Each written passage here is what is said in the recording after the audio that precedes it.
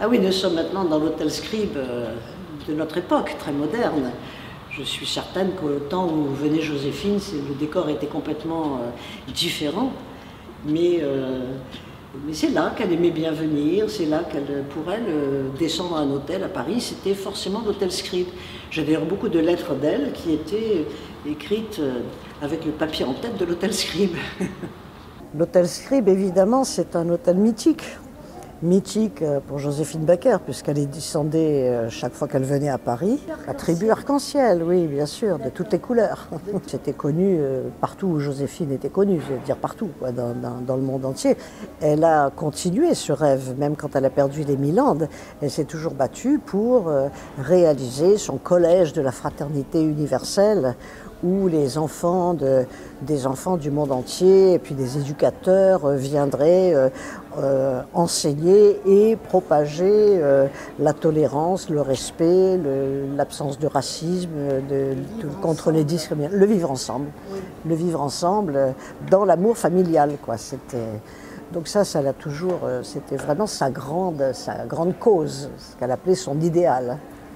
Et c'était un idéal, effectivement.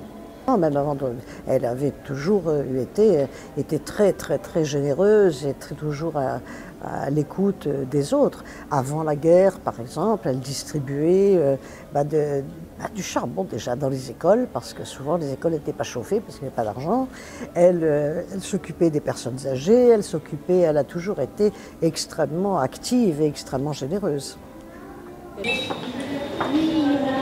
Tout l'étage est consacré à Joséphine Baker, comme un autre étage est consacré à Jules Verne, un autre étage est consacré aux Frères Lumière, enfin toutes les personnalités qui ont séjourné à l'hôtel Scribe et qui ont contribué à la légende, si vous voulez, de cet hôtel.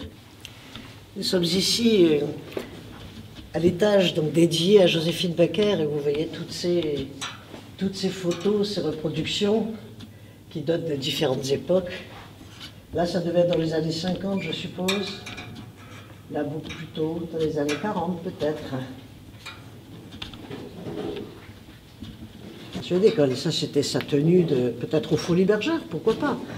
Où elle arrivait, qu'elle avait commencé à faire vers la ceinture de banane, mais ensuite, quand elle retournait aux Folies Bergère, c'était toujours dans des costumes d'apparat extraordinaires. En tout cas, pour avoir un costume pareil, et puis cette richesse, c'était certainement dans une grande salle. Ça, il est possible que ce soit de son dernier spectacle, à Bobino, puisqu'elle portait cette robe.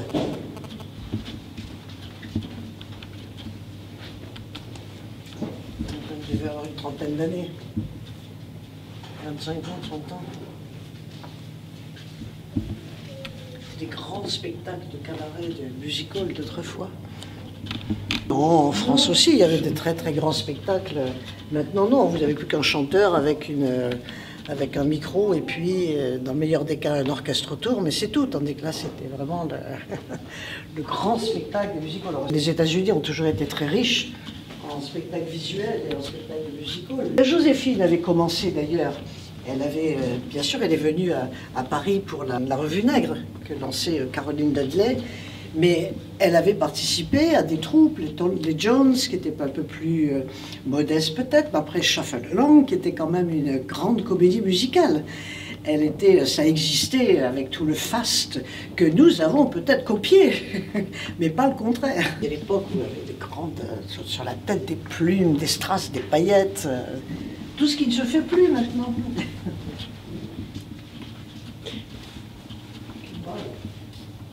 Alors ça, c'était vraiment du grand musical. Alors, il est possible que ce soit en France, probable que c'était pris en France, ou peut-être à Berlin, qui était une ville extrêmement importante pour le cabaret.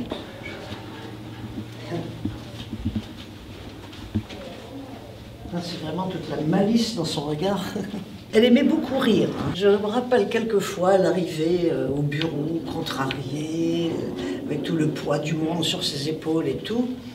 Mais la moindre chose qui arrivait, elle partait d'un éclat de rire extrêmement jeune, et ça l'a revigorée tout d'un coup. Elle adorait rire. Elle m'a fait l'honneur, en tout cas, de de me proposer de faire partie d'une première partie de son spectacle. À Monaco, c'était un gala de bienfaisance. J'étais terrorisée d'ailleurs. Et la première chose qu'elle m'a apprise, effectivement, c'est à se servir du micro. Elle m'a dit aussi qu'il fallait savoir bouger. Moi, j'étais la reine comme un passe-lacet, toute timide, avec ma guitare en plus qui me paralysait. Mais donc, il fallait avant tout savoir bouger parce que, comme elle me le répétait, un artiste, c'est on le voit avant de l'entendre. Et il ne faut jamais négliger le visuel. Elle attachait une importance particulière au costume, par exemple. Pour elle, il était hors de question de se produire sans avoir un costume. Même un costume modeste, mais un costume. Ça, c'était impensable que quelqu'un vienne en blue jeans ou tout ça. Elle trouvait ça absolument scandaleux, quoi. Les choses ont évolué, elle serait peut-être d'un autre avis maintenant, mais en tout cas à l'époque c'était comme ça. Elle est arrivée en France donc grâce à la Revue Nègre. Elle a eu énormément de succès et surtout elle a considéré qu'en France il n'y avait aucune discrimination à craindre. Et puis elle avait un tel succès qu'elle aurait été bien stupide de quitter le pays où elle était accueillie à bras ouverts, alors que même pour être aux États-Unis, même quand elle était dans la troupe du Chafalolang, par exemple, elle a dû mentir sur son âge, elle a dû ruser, etc. Tandis que là, elle était elle-même acceptée comme une déesse. Donc elle a décidé de rester en France. Et puis, pas seulement en France, parce que sa tournée, elle a commencé à travailler beaucoup à Berlin, elle travaillait aussi, elle est allée en Italie, elle est allée à Moscou, elle est allée évidemment dans toutes les grandes scènes d'Europe, en Autriche où elle a eu quelques problèmes, parce que la morale autrichienne était très stricte, donc de voir quelqu'un qui s'était mis non pas, c'était pas encore si mes souvenirs sont exacts, c'était pas encore la ceinture de banane, mais quand elle est arrivée pour la Revue Nègre, elle était la première femme au sein nu. La France est restée son pays d'adoption. Elle l'a d'ailleurs prouvé dans son action pendant la guerre ensuite, parce qu'elle voulait remercier la France. Elle n'avait pas besoin de s'engager dans la résistance, de prendre des risques. Elle était une star internationale, elle aurait très bien pu rester dans la neutralité. Non, elle s'est véritablement engagée. Donc elle avait vraiment un grand respect de la France, une grande adoration de la France. Et du général de Gaulle. Ah, me voici encore en bonne compagnie. En strass. Ça se fait plus, ça. C'était certainement à l'époque de la Revue Nègre, ça.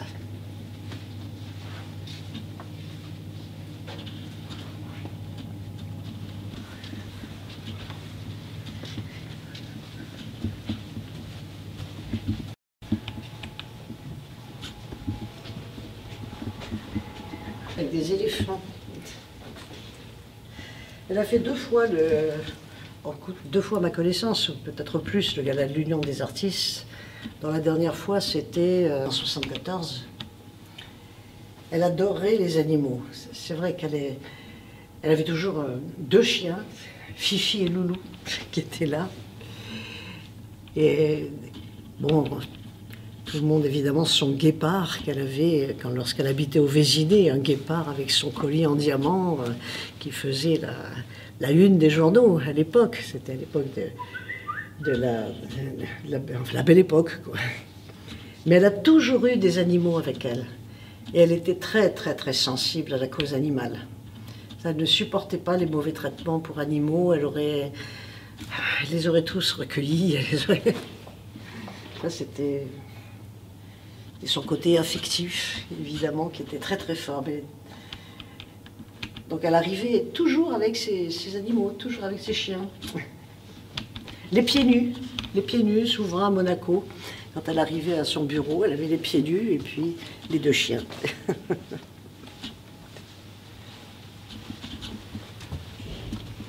C'est quand même très émouvant.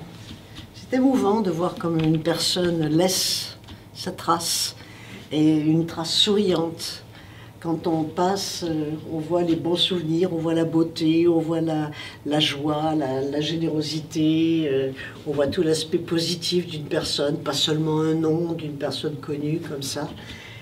Joséphine est éternellement vivante.